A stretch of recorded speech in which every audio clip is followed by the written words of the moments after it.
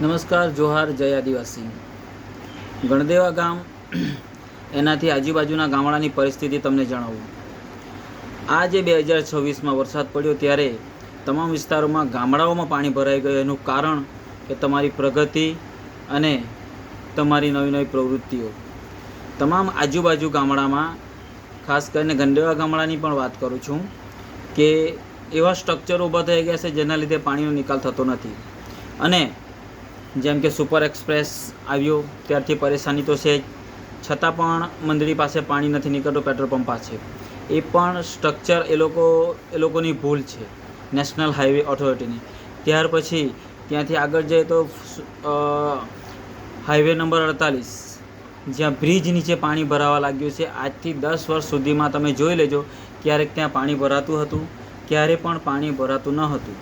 આ ત્યાં જે L&Tના પ્રોજેક્ટો આવશે, ભલે પ્રજા હિતના હશે, પ્રજા માટે ફ્રી ભણવાનું હશે, પણ એના લીધે તમામ લોકો દુઃખી થાય છે. હાલમાં જ એક લક્ઝરી બસ ફસાઈ ગઈ હતી. ત્યાં જે નાળું એ ખૂબ પહોળું હતું, પણ ત્યાં માટી પૂરણ કરી બિલ્ડિંગો બનાવી દેવામાં આવી છે. આ છે વિકાસ. અને ત્યાં પાણી ભરાઈ ગયું અને એક બસ ફસાઈ ગઈ, લોકોના જીવ તાળવે ચોંટી ગયા.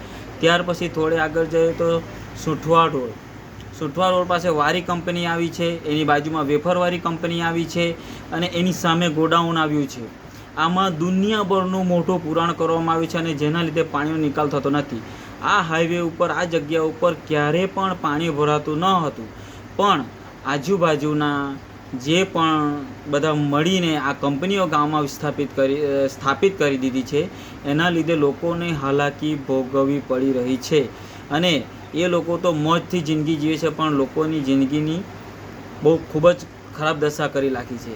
એટલે જે તે વિસ્તારમાં કંપનીઓ આવે છે, મોટું માટીનું પુરાણ કરે છે, એના લીધે પાણીનો નિકાલ થતો નથી. એટલે ગામડાની પણ પરિસ્થિતિ આ જ રહેવાની છે.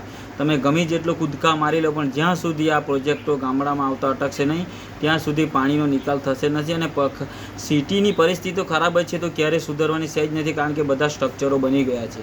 એટલે તમે ગામડામાં પણ આ જ પરિસ્થિતિ છે. ને આપણું ગણદેવા ગામ લઈએ, સોઠવાડ ગામ લઈએ, આ બધા પ્રોજેક્ટો આવીને જ આ બધી પરિસ્થિતિ છે. બાકી તમે 10 વર્ષ પાછળ જઈને જોજો કે ક્યારે પાણી ચડ્યું હતું આટલું બધું, ક્યારેય નહીં.